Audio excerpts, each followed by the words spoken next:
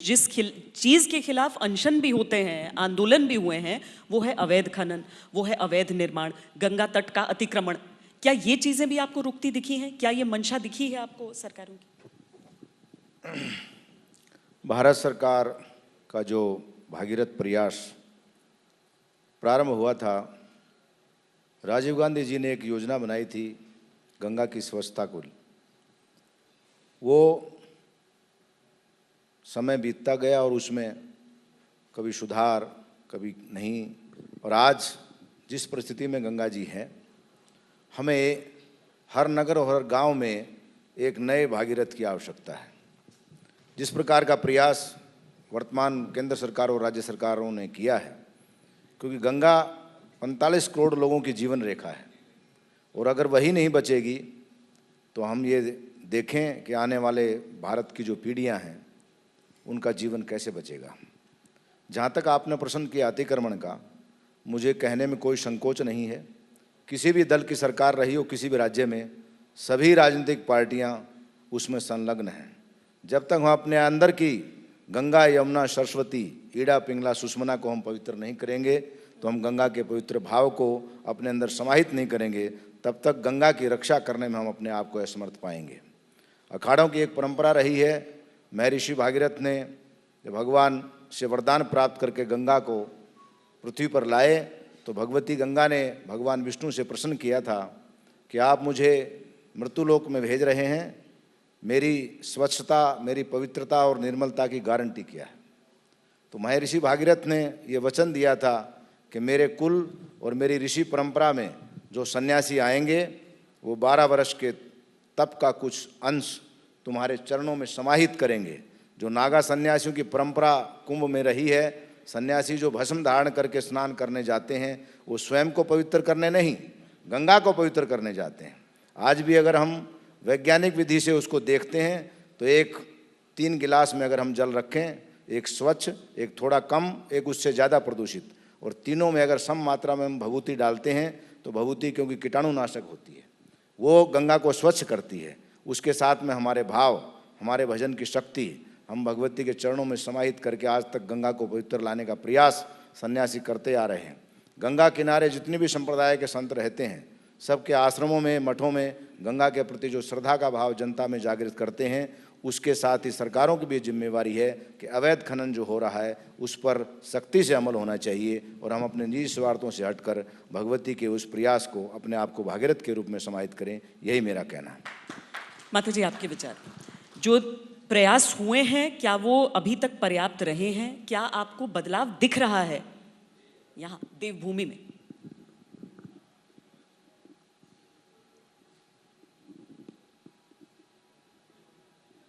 भगवती गंगा हिमालय से निकली और गंगा सागर की ओर बढ़ती हुई गंगा सागर में जाकर मिली। गंगा की ये अविरल धारा अक्षुण्ण रहे और इसकी पवित्रता, गंगा का अस्तित्व सदैव बना रहे, क्योंकि गंगा के अस्तित्व से ही हम हिंदुओं का अस्तित्व है। गंगा हमारी पहचान है, और गंगा का जल नहीं है, ये साक्षात द्रवित ब्रह्म है। ब्रह्म द्रव इसको कहते हैं। ये अलग अलग बात है कि दृष्टियाँ अलग अलग हैं। भौतिक दृष्टि से वो जल दिखाई देता है, तो यदि हम वो तप दैविक दृष्टि से देखते हैं तो गंगा भगवान श्री हरि विष्णु के चरणों से निकली हुई, भगवान नारायण के अंगूठे से निकली हुई गंगा जी, धोवन से निकली हुई ये जाह्नवी गंगा है। और यही यदि हम आध्यात्मिक दृष्टि से देखते हैं तो ये साक्षात हमारा अपना ही आत्मस्वरूप द्रवित ब्रह्म के रूप में हमें दिखाई पड़ता है। और अपने इस तरल स्वरूप को देखकर संत आह्लादित होते हैं। इसीलिए गंगा के तट पर तन की, मन की, अध्यात्म की पवित्रता को प्राप्त करते हुए संत लोग तपस्या करते हैं। उनका सदैव ये प्रयास रहा है कि गंगा जी सच निर्मल तो हैं ही, वो निर्मलता तो निरंतर देती ही हैं। गंगा कभी अपवित्र होती नहीं है, परंतु गंगा की महिमा को न जानने के कारण अज्ञानतावश नादान बच्चों के द्वारा उसके साथ कुछ अपवित्रता का व्यवहार हो जाता है। इसलिए बड़ी प्रसन्नता की बात है कि हमारी सरकार ने इसकी ओर ध्यान दिया, गंगा जी की स्वच्छता की ओर ध्यान दिया, गंगा के तट सुंदर बने और गंगा में गिरने वाला जो पवित्र जल था, मल था, उसको दूर किया। और गंगा की ये रूप देखकर बड़ी प्रसन्नता होती है आज के समय में कि हरिद्वार, ऋषिकेश और ऊपर से नीचे जितने जाओ, गंगा जी का किनारा स्वच्छ, निर्मल, पवित्र होता ही जा रहा है। ये देख करके बड़ी प्रसन्नता, बदलाव तो लगा और बदलाव होना भी चाहिए।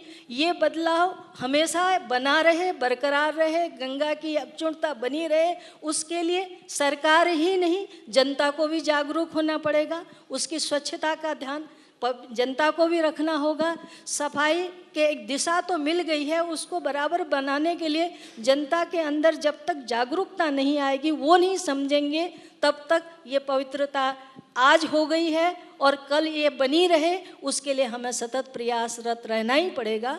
और विकास हुआ है, इसमें कोई संदेह नहीं कि हम गंगा जी के किनारों की ओर जाकर देखते हैं तो आज पहले जल देखो तो नीला नीला दिखाई देता था, दुर्गंध आती थी, और आज जल देखकर इतनी प्रसन्नता होती है कि आचमन करने का मन होता है, अच्छा लगता है कि भव्यता दिखाई देती है, दिव्यता दिखाई देती है।